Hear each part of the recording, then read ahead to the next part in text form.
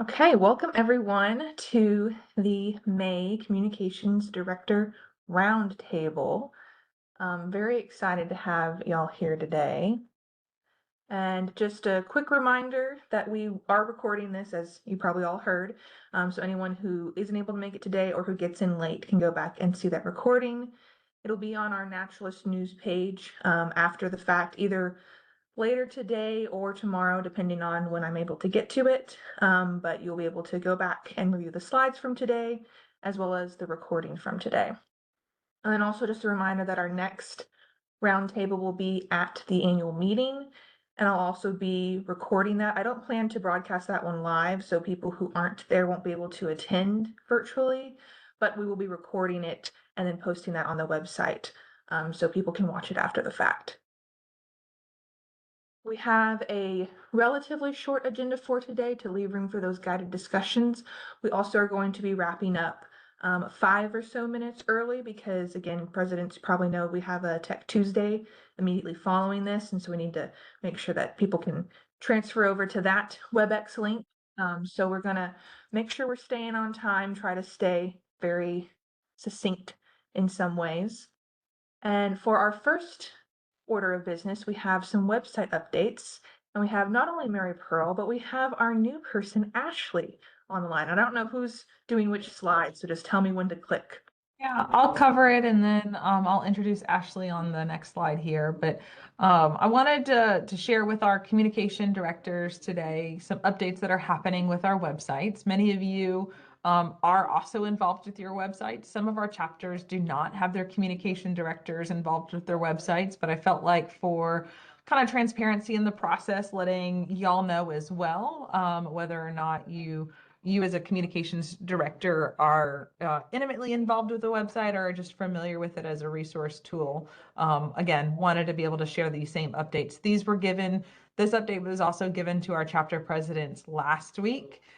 So it may be a repeat of information if you are both a chapter president and in this meeting as a part of your communications director. I'm looking at you, Mary.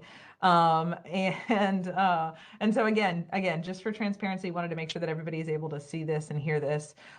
If you are hosting your chapter website through our AgriLife template, through our WordPress, our websites have been in transition for several months. And so we've been talking about that, or we've been sending out emails about that for several months. And we're still in the middle of that transition process. That is being done for a variety of different reasons, security and risk compliance being the priority in those. So AgriLife is wanting to make sure that we are crossing our T's and dotting our I's for all of our safety and risk compliance for our websites, not only on the front end, but also on the back end with our users. And so one step in this multi-step process for this website transition and website kind of audit that we're going through is a user audit. And so we have not done this in at least the 10, 12 years that I've been here. And so we have many chapters that have, if you are, again, a chapter that has an internally hosted or an AgriLife hosted website, we have chapters that have users that have been on those lists for multiple years now. Maybe they've transitioned away from the website access, but now they still have their account access. So Ashley has started the process of doing a user audit for all chapters with our intent to streamline the list of users that have back-end access to those chapter websites. So there was one email that was sent out from Hannah to let everybody know that that was happening. And then Ashley has been sending individual chapter by chapter emails over the last couple of weeks with your current list of users and a request for you to audit those users and start to limit them. And there is not a target number in mind right now for the number of limited number of users, but we've been kind of using that 2 to 3 number as our target for some of our average size chapters. And we don't have a qualification for average or large or small chapters, but if you can get your WordPress system down to 2 to 3 users, that's kind of our target. If you are a larger chapter and you have a means and a process that you need these 5 users and here's the 5 things that each of these different users do, then we'll work with that. And we'll work with our AgriLife IT team to help to justify that. So again, no user limit has been set at this point. We want to make sure that we're just doing a full cleanup, and then really looking at the workflow that each chapter goes through when they are updating their website and helping to streamline that for that risk compliance. Alongside this user audit, one of the next steps in this process with AgriLife going through this website transition is going to be some additional training resources. Ashley was hired in the middle of part of this training update, and has started some of that already, and I'll talk about that on the next slide. But AgriLife IT itself is going to be providing some additional training opportunities for all of the back-end users for WordPress. And so it will be a systematic kind of online course that you will take to check all the to check that you have you've learned all of the risk compliance pieces as a website user, and you know and understand the responsibility of managing one of those websites. So that is coming. I don't have a timeline for that. I do anticipate sometime later this summer, but I don't want to overpromise and underperform because I don't have a solid timeline to share for when that training is going to happen. So that's in tandem with the user audit. That training is coming. So being able to have a good and accurate list of who I need to sign up for that training is also why we're doing this user audit, making sure that we've got the right people identified on the back end of the website to assign the training to. And then there will be some more updates coming after the training piece in plugins and security. And again, that's where Ashley's going to come in to help identify those plugin needs. I know there's been some requests over the last several months of additional plugins to help streamline some of the things that you guys are doing on your website. So we're taking it a step-by-step process to get to that end point. But she's working really closely within the IT team to make that happen for us. If you'll go to the next slide, I'll talk a little bit about the support and requests. So at this time, when we're going through this website process, this transition and website audit process, First Call is the main ticketing source. So please continue to send tickets to First Call, even if you have Ashley's direct email address. We ask that any sort of documented issue, question, request all goes through First Call. Not only does that help our IT system document that need, it helps us to justify the volume of requests that are coming in from your chapters, the type of requests that are coming in from your chapters. And those First Call tickets are handled by Ashley directly, but they help for us again to have that ticketing system track and identify that this is the type of needs that are being put through the system for our chapters, for our Master Naturalist chapters. So please, if you have any questions about your website, issues, updates, all of that, firstcall@ag.tamu.edu is the email address to use. And then Ashley, I'll let you do the next 2 bullet points if that's all right, if you'll talk about the training website and then the update for Tech Tuesdays. Yeah, so I have gotten some updates completed on our training website, which for our next meeting after this, I'll be diving into that more specifically and showing you guys around the site and where you can find everything. And then, yeah, Tech Tuesdays, we're going to be continuing to focus on different things like accessibility, how to go about doing things like changing a PDF into a Word document, into HTML, all the things that you'll need to do in order to make sure that our websites are consistent and meet those ADA accessibility rules. We'll be going through all that kind of stuff. And yeah, we'll be continuing every month on Tuesday. We've got today at 1 p.m., but the rest of the time should be at noon going forward. And that all of those trainings will be recorded and will be posted on that training website. One of the cool things that Ashley came up with for that training website is it'll be a dashboard, a warehouse of resources, tips and tricks, short videos, recordings from Tech Tuesdays, documents. Hey, I saw that this chapter was having this issue. Here's a little write-up of how they fixed it. So that's going to be her her kind of what's it called, clearinghouse of resources specific for the Master Naturalist chapter websites. Yes. And just to add, I'm working on making sure that everything is added in there. Today's meeting will be important. That way you can know where to find everything. But we're working on it. We're getting through all the different issues and making sure they're all documented. And another important thing as well is we'll be having some baseline requirements for anyone who's a new chapter or new to webmastering. Make sure that you have kind of a baseline of, hey, this is what to put on your website. Here's some ideas of how to add new pages and all that types of stuff. So, and that actually leads yeah. perfectly into the next slide, Hannah, if you'll advance for us. So this list has been on our brand guide for several years now. It's still in our updated brand guide, but this is the list of recommended, not required, but strongly recommended pages that all chapter websites have, or the content in which these pages hold. They don't have to be titled this exactly, but they need to have this type of content in them. So having a homepage that has the identity and branding, has pictures of what you're doing, identifies your territory, your chapter area, the county or counties that you service, having a new training class page, a join us, how to join, information about your new training class, seasons, dates, schedules. That's important for me and for our state office when we get a call from, hey, I'm really interested in this joining this program. Do you know when? I live in Galveston area. Do you know when the Galveston Bay Area chapter is having their next training? I can go to your website and I can pull some of that historical reference directly from those pages. The About Us, again, is a great way to talk about service areas, types of projects, connecting to your bylaws and your contact information, or how to ask questions directly to your chapter is a great way, a great place for that.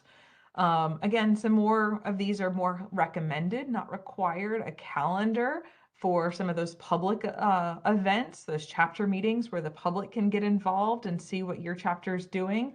Or you can have a separate private for members chapter calendar as well. And that's something that if you ever have questions on how to have a members only page, a password restricted page, Ashley can help to provide some directions on how to do that as well. Having another page that talks about the different volunteer projects or opportunities, or the different types of projects, locations in the area. If I'm a member of the public and I want to get involved with your chapter, I want to see what you're doing. I want to understand what are the types of things that I can expect when I join the Master Naturalist chapter in my area. And so that's a great page to showcase some of those opportunities. And then again, that for members that can be behind a password protected or can just be available on your website, and have leadership and committee contact information. And I should have added an asterisk there. I'll talk about that in a second. Or member only event information, your chapter operating handbook, things like that. When we talk about contact information on chapter websites, please be very careful about sharing too much. If you have a general email address like president@masternaturalist.com, that's an okay email address to put out there. But having my personal marypearl@gmail.com on the website is not smart. We don't want to have these lists of email addresses for spam and phishing purposes. Again, there's some resources that we've shared in past trainings, and Ashley can certainly add some of that to that training website for contact information as well. And then again, some additional pages that you might also want to have on your website, newsletters, or additional learn and resources if applicable, if you want to share those as well. So all of these are great resources to have on your website if you don't have them already. Are recommendations, not required, but are things that we find in the state office that are asked of us. And it's easy for us to be able to share quickly to those members of the public that are asking about, how do I join this chapter? What do they do? What is it like? When do they meet next? And I can go and pull that very quickly. Perfect. Thank Anything you else? both for all of those updates. Anything else to add before we move on? Nope. Excited to have y'all's help as we move into this website transition, and happy to have Ashley on. Very happy to have Ashley on. Happy to be here. All right, so next we're going to go over some new chapter templates and resources. These have all been covered in president's meetings in the past, but again, since we have our communications directors on now as well, I wanted to go over them again. These are just some new additions that have been added fairly recently, and we're going to go through them pretty quickly, but I just wanted to, again, highlight them for your knowledge in case you weren't aware. For the TMN Trifield brochure, that has been updated, that generic text in the one box with our 2025 annual report numbers, so it's relevant for the recent years. And also, if you want to have a brochure to hand out, but you don't really want to have to go through the hassle or don't have the time to go through the hassle of tailoring it to your chapter, then there is a ready to print option now, both with a crop and bleed and without, and you can just click those links and automatically download and send that to the printer. So just something to make your life a little easier if that's something you're looking for. We also added some business card templates, two options. One is for specific individuals within the chapter. So say you're the chapter president and you want to have a business card as a chapter president with your chapter president email, then you can use that to make your little business card. And the other one is just a generic chapter business card. I also have an example that we have at the state office. I don't know if my blur will mess this up, but it is quite literally just a generic card for the program as a whole. And so this could be a generic card for your chapter as a whole. So it would be a little more general. That QR code you could use to link to your chapter website. So it doesn't have any of that personal contact information on there, but still a great way to get people engaged with your chapter and a great way to hand out some quick and easy QR codes. The next one we added, this was new for this past April, and that is an annual report. It follows the same general look as our annual report for 2025, and it again has spots for you to customize for your chapter. So this is designed to fill in your chapters numbers, so your chapters numbers of people you trained this past year, volunteer service hours, things like that. So if that is something that you're ever wanting to create, then we have a template there for you. We also added another generic template of how to become a Master Naturals RAC card. This one is not, I misspoke, this one's not a template. This one's just a download it here. This lives on on our How to Be a Master Naturalist page. And so I just took that, made it to where it's a PDF that you can then print. And again, very generic, but just another option for you if you wanted something to print quickly for an event.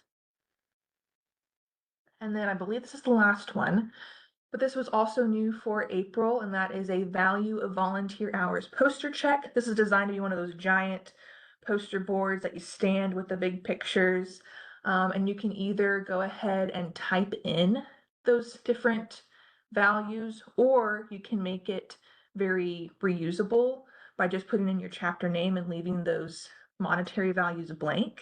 And then you can write them in with a marker and erase it and reuse it every year. So just some options for you there. I've seen a lot of chapters pick up this template this year, and that's really great to showcase the value of chapters' impact in your community and then share it with some of the city and county leadership in your area. Very fun way to do it too. I think people like the big, fun poster checks. I believe that's the last, yes, that's the last resource update that I have. And then I have another quick request from y'all. I know we're always asking you to fill out surveys, but don't worry, this one is extremely short. I've realized that I believe some of my socials for y'all are a bit outdated. And so I want to make sure that I have your current program or current chapter's socials.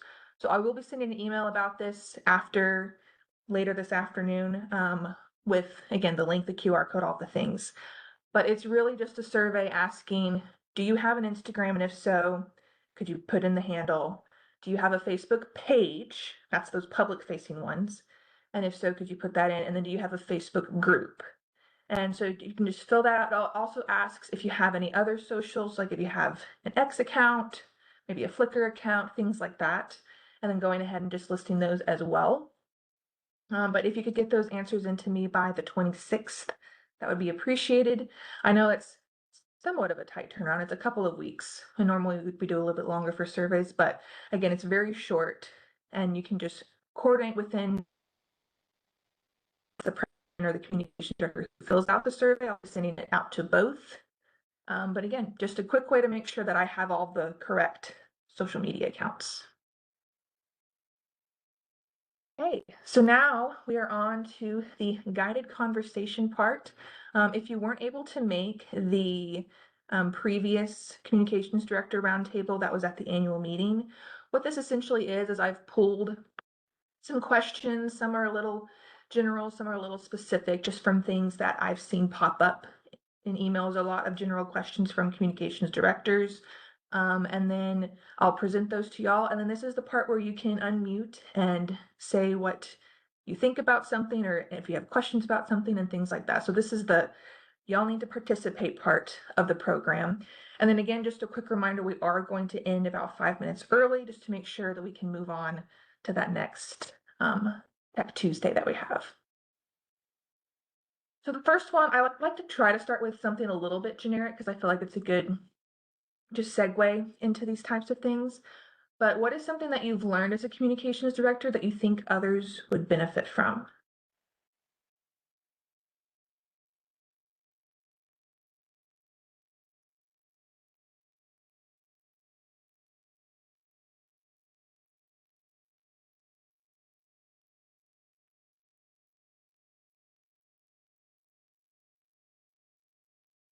Hi, Hannah, it's Mary. I think I'll go for it first, if you don't mind. Perfect. I think for me personally,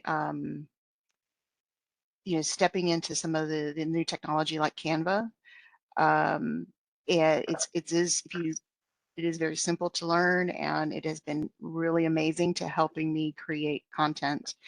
I'm not going to lie, I do use AI to polish and put conversational tones in for that. So some of those things that I've spent some time looking have made putting out more professional and consistent tones pieces out there. And I do appreciate the templates that you've created in Canva. Been very easy to slide those in as well. So for me, it's a little bit more about the technology piece. I'll start there, big picture. Perfect. And on the AI subject, we do have just a reminder for everyone on the brand guide. We have a quick page just for some general reminders when using AI, like don't use any personal information, things like that. Very generic stuff, but that's a great resource for y'all if you're looking to use AI in anything. Beth, I saw your hand first. If you want to go ahead and unmute.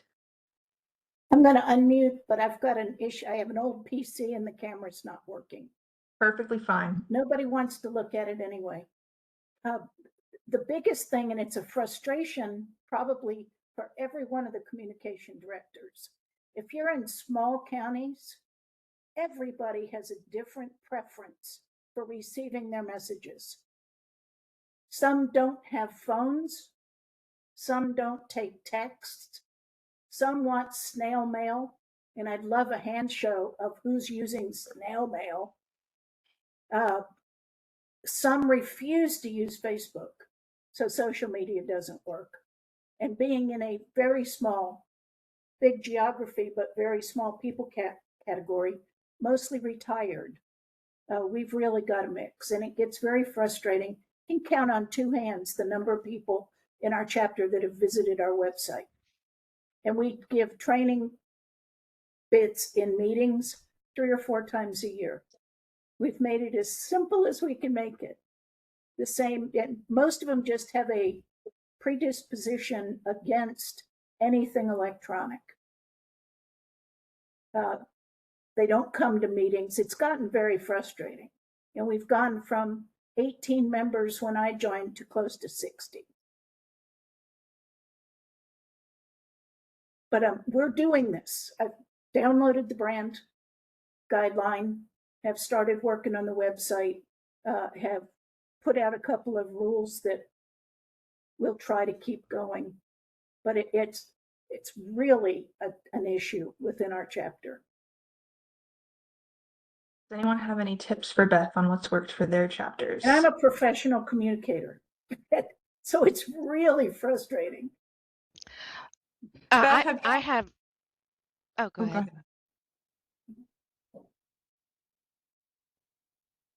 I was just going to address, Beth, I think one of the things that I've heard from some of our other chapters, especially in those rural areas where there a diverse request for communication styles has come out.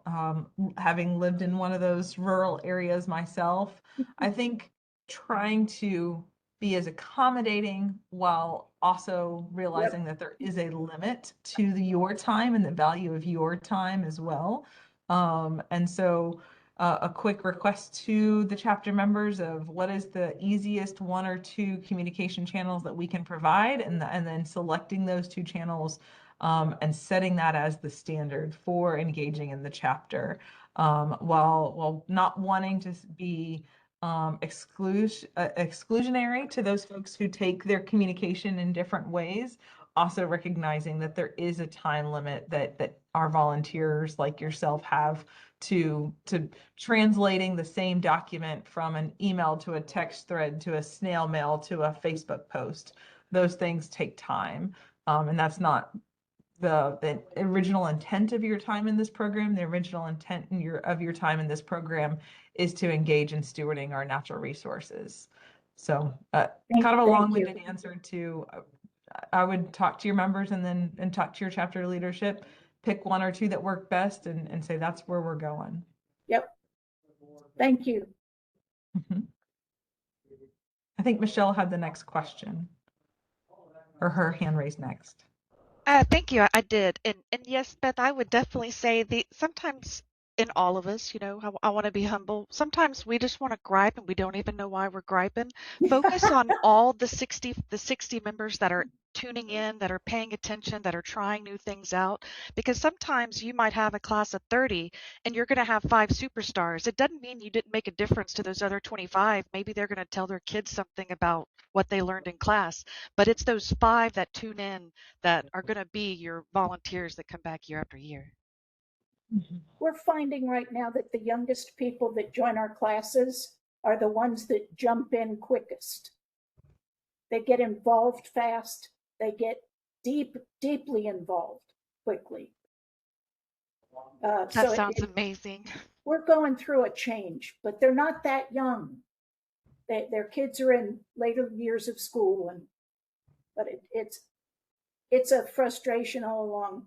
I come from a generation that our whole communication style changed dramatically. And I did have my hand raised to say something. When I first came into the communications director, you do have to figure out what's most important to your chapter and your project leaders, and make sure that your volunteer time is really putting forth efforts to what they're doing, or at least in my case, what they're doing, how you can promote them, and how you can tell them, hey, if we're not doing enough promotion, you need to come to me and give me something, and I'll put it out on the socials, I'll put it on our website. And empower all your project leaders, because I think we have about 25 projects going on. Our calendar is full with 3 to 5 things almost every day, and I can't keep up with it. But if people keep sending me the information, I can make a website post, I can schedule it for the socials using one of our plugins. And it's real important to let the members know if there is any frustrations, come talk to me. And then after that, for our socials, make sure that I do publicize all the community events, but sometimes you have to make sure that you're not giving away your precious volunteer time away from what the members are doing. Just in my case, I figured that out. Yeah, perfect. I love the point of empowering the project leader to help them share their projects. That's perfect. Patty, I think I saw your hand next.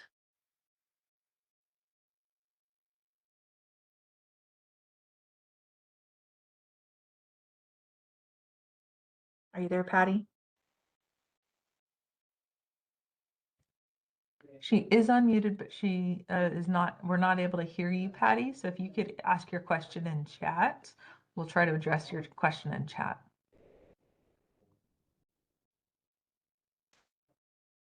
And then Patty, while you're typing that, Ruth, I saw your hand next. One of the problems that I've faced as communications director is that it's the duties of a communications director are really all inclusive. And it really takes more than one person to handle all the different functions that we need done. One of the things I struggle most is that we are a small rural chapter, but we're spread out over 10 counties of also small rural counties. And when we try to get an event publicized, I find that the local media in that county is constantly changing. We're losing our print newspapers. Sometimes they go to online. Sometimes a media will cross 2 counties or 3. And you almost need somebody in every single county who can tell you what the media is and how to contact them and what's a media contact. Plus all the other functions of a communications director. Do you focus on posting things on on Facebook, or do you focus on getting things into the media, and which media are you going to contact?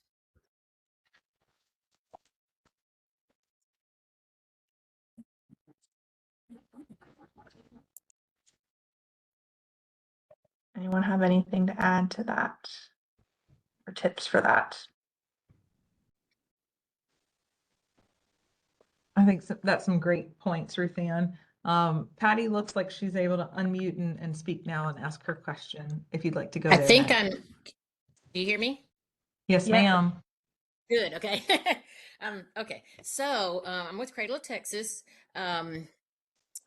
We do communicate almost exclusively through email, and I do the newsletter and I send it through email. Then of course we have our Facebook page that we put our events and people can look at that and see what's going on. But the newsletter pretty much gives you all of the volunteer and outreach opportunities. But my problem is our listserv, we use Google Groups, and it's a nightmare. I don't know if anybody else uses it, but we have a lot of problems with it. Not accepting AT&T addresses, not accepting Comcast addresses. And so I tried to switch over to the Gaggle Mail, which I thought was going to be a good deal, but it turned out that it wasn't free. I do have to pay for that one also. And so who do you use for listserv, and what's, a good one for your membership?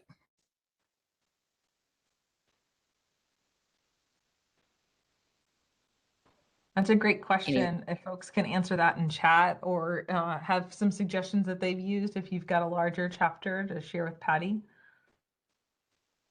We had 100. Well, due to that survey Hannah sent out where we did the Facebook stuff, I know that last year we had 123 members enter time into VMS, and then we have like 159 on our membership roster that the emails go out to. And so I guess we can pay for something. I don't mind doing that. I don't guess they'd mind doing that, but I just need to find a reliable one that won't break the bank, So Mary Dauberstein with Galveston Bay said that they use Constant Contact, and that's probably one of the more one of the tools I've seen chapters use the most is the Constant Contact as a resource for a listserv. Okay. MailChimp is another one. MailChimp I've used before and it's pretty user friendly. You do have to pay though. I don't know what their rates are, but I do know there is a cost with MailChimp. Someone says that it's free for a nonprofit account, but then what's the problem I'm running into is Google Mail or Google Groups. We can everybody that's a member can send to the group, and you can do it from your Outlook or wherever. But this the Gaggle Mail turns out that if you don't pay for it, then only the administrator can send emails from it. The group can't. And you have to do it from the web page. You can't do it from your own email. So that I'm looking at your comments like MailChimp.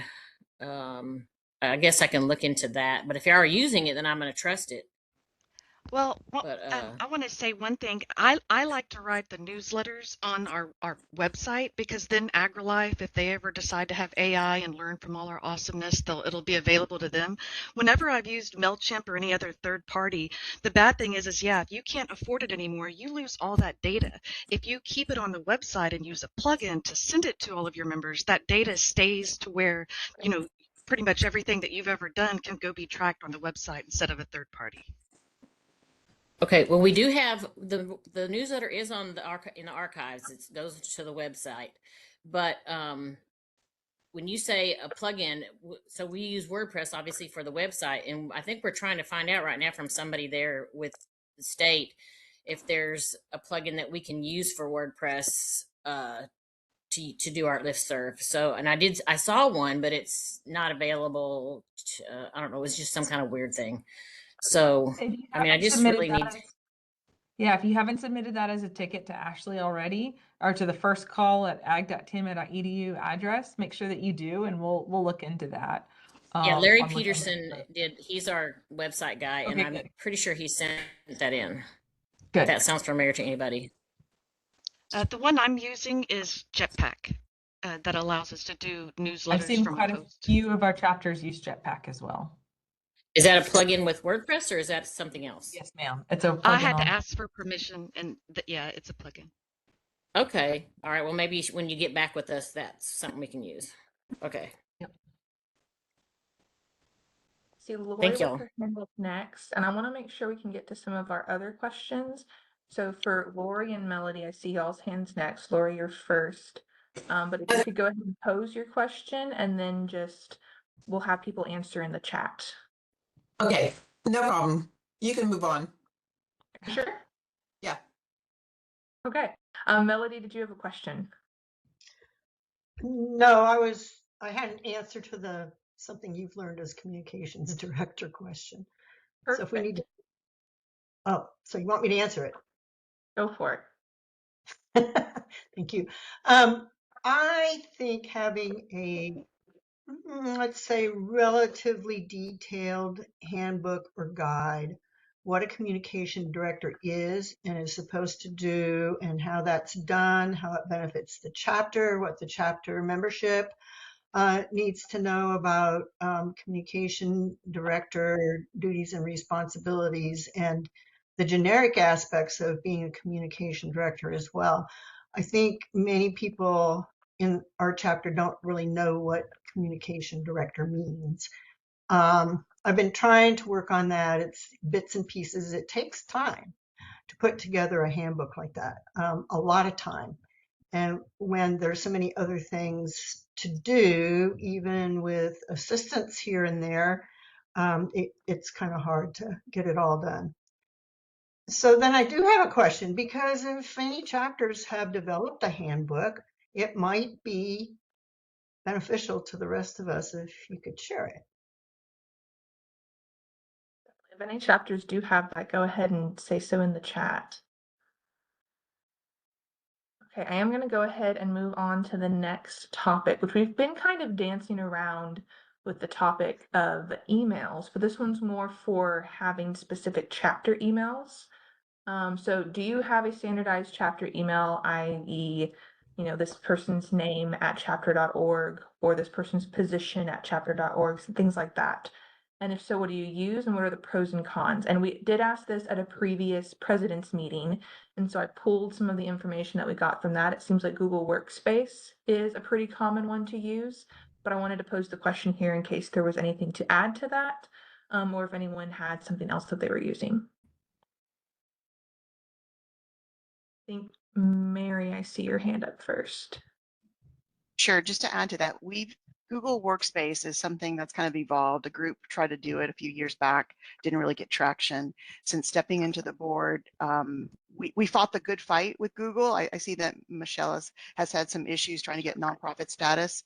We finally got it, and I've set it up for board use and communications to be able to separate, because we were putting personal emails on the website. I think that was the trigger for me to say I'm not comfortable with that.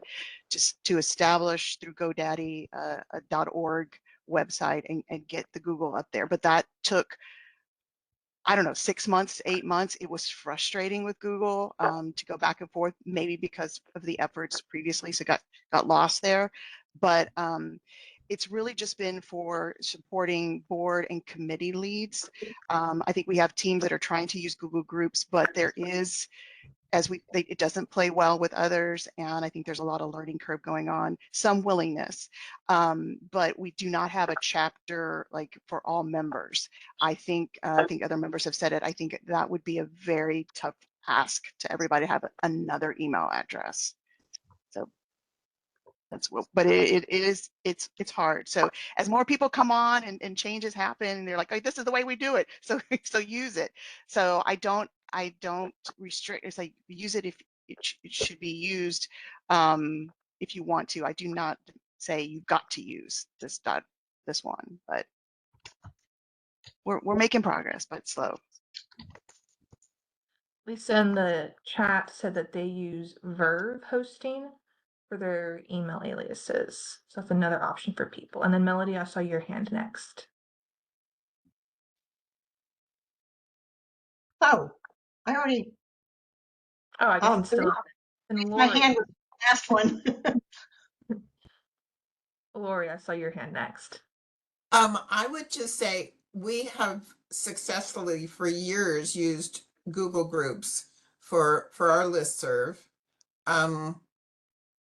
We also have set up groups within Google Groups for the board, for the training class members, to ease communications, amongst different groups. We have set up what we call generic emails for the board members. So we can go to, it's all Gmail, their Gmail accounts, which obviously is the most compatible probably with Google Groups. And we have not had any problem. One thing that I would recommend, and our chapter members can send out to that Google Groups emails. One thing we have to kind of train people on is make sure that your subject line in an email is very direct and informative, because sometimes people complain they get too much email, and so they want to get off the Google Groups, and we urge them, please don't get off Google Groups, because this is the only way that we can send out, timely messages to recruit for volunteer events, et cetera, et cetera, et cetera. But we need to train people to make sure that their subject line can be accepted or rejected very, very quickly, depending upon what your interests are when you're receiving the email from the chapter. The other thing I wanted to say back to communications directors' jobs, in our chapter, Gideon Lincecum chapter, we actually have a communications director and we have an outreach and marketing director. The outreach and marketing director takes the burden off the communications director for getting the message out to the media, for organizing events where we have a table at a particular event and we're reaching out to the public. So it's kind of a shared, I would say, communication task, so that I, as the communication director, can concentrate on the team that we have doing the newsletter, maintaining the Facebook group, maintaining the website, and various other miscellaneous things. That's all. Perfect. And then also Lisa mentioned in the chat as well that for that, I think it was Verve, the emails get forwarded to personal emails. So for anyone that is looking for something to use to make those emails, that might be something to look into. Okay. So for this next question, This is for, of course, we have that chapter templates and resources page, and I periodically add things as needs and requests come up, or as I, again, just see common things come up through emails. But is there anything specific for those templates and resources that y'all would find beneficial? Now, keep in mind with that asterisk, I cannot guarantee that it will get made either at all or anytime soon. But this will just help kind of guide what I should focus on for some of those resources.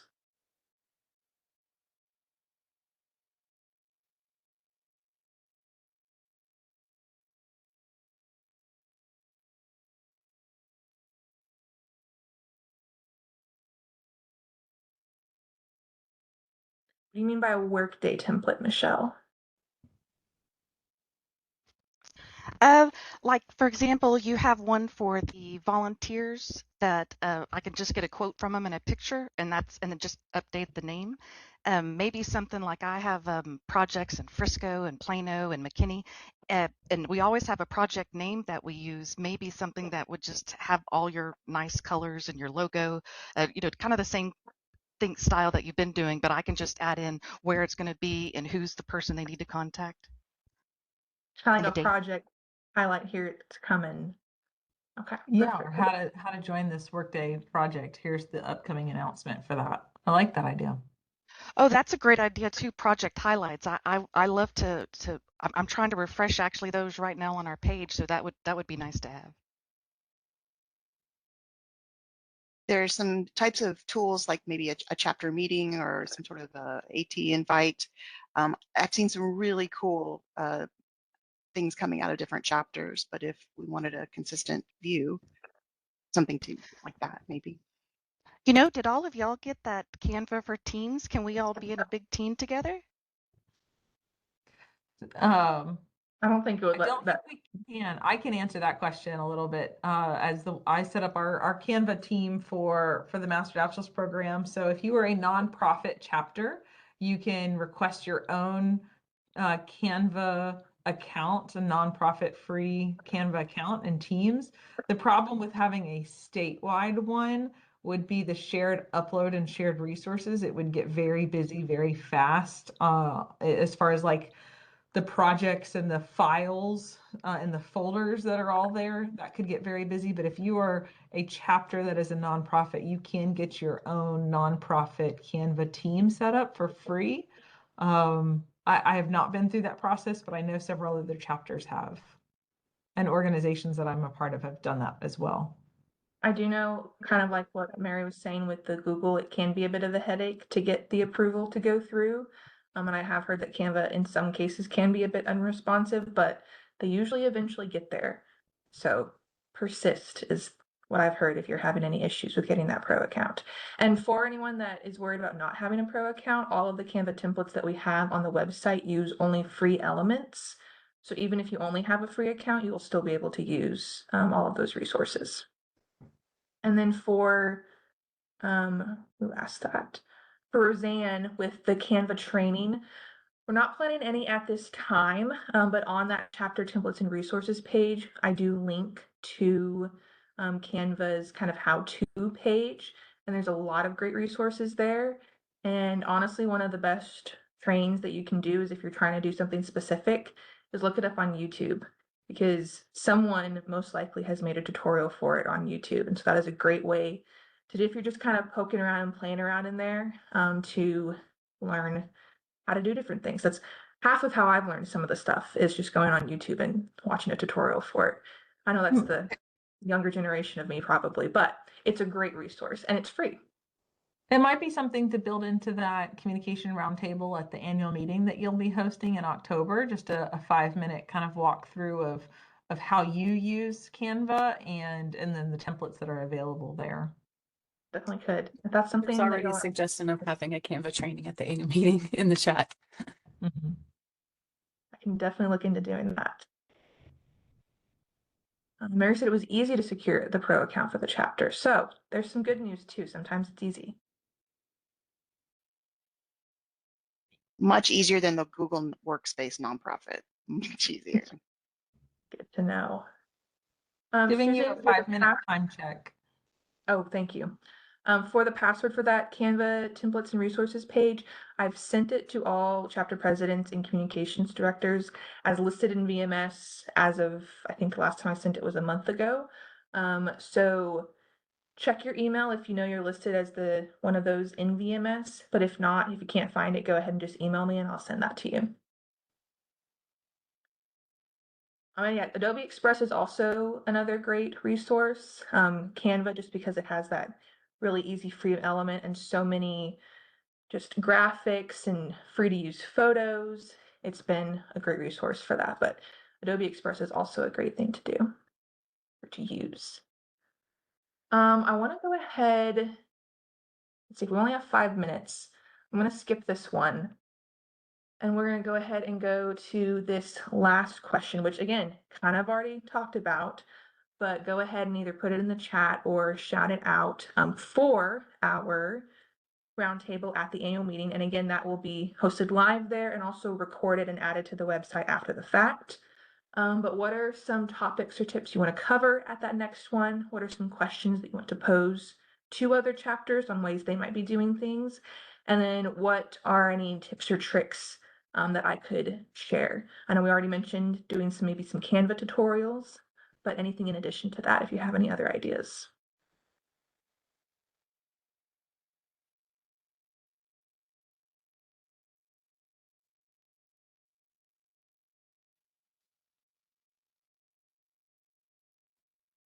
Melody, yes. Okay. Now I'm unmuted. That's a lot to think about. Can we send things between now and then? Yes, feel free. Yeah, you can easily just send me an email and say, hey, I'd love to cover this at the next roundtable. That would help. So social posts, okay, Beth, I can do that.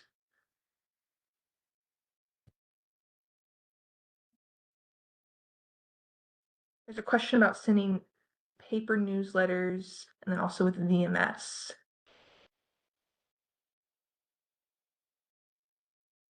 If your chapter's wanting to send paper newsletters, that's an expense that you want to take on, by all means, feel free. I know most chapters do just put them on their websites. It's a little more cost effective.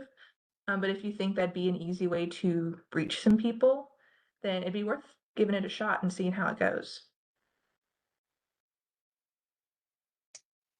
You could also just send a PDF through VMS to your members as well through email if you wanted to avoid the expense of mailing through the post office.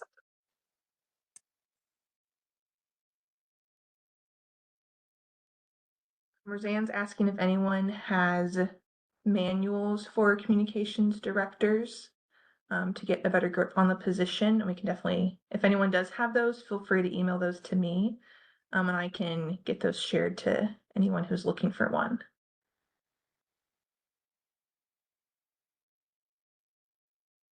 Lori, yes. I just wanted to know if anyone has done what we have done. Our newsletters have evolved to contain so many great long articles about a particular subject or book reviews, stuff that really would be wonderful for people to read, that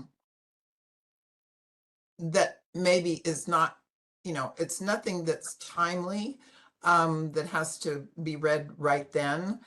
So we created actually an index to the newsletter articles that were the longer articles or the book reviews or member profiles, those kinds of things. I wondered if any of the other chapters have done anything like that, which gives people, access to really educational resources.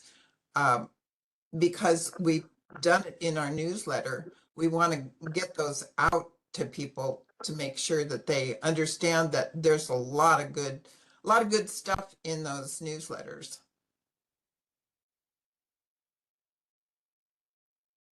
No, it's not automated. It's actually a Word doc, so it makes it sortable, and then it links directly to the edition of the newsletter, which are all archived on our website.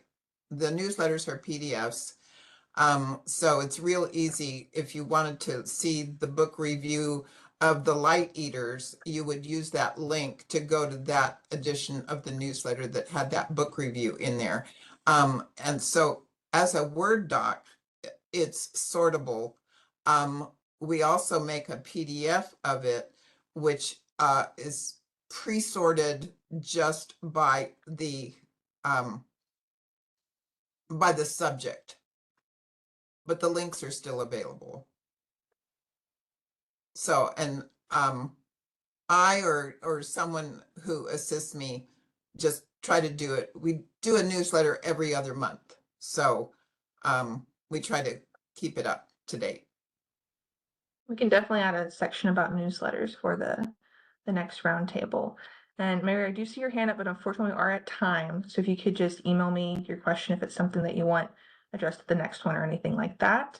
But thank you everyone for coming today. I hope that you found this to be beneficial. Again, just a reminder, the recording will be added to the website either later today or tomorrow for your review, as well as the slides. And we're excited to see you either in person at the annual meeting or at our next virtual roundtable. So have a great week.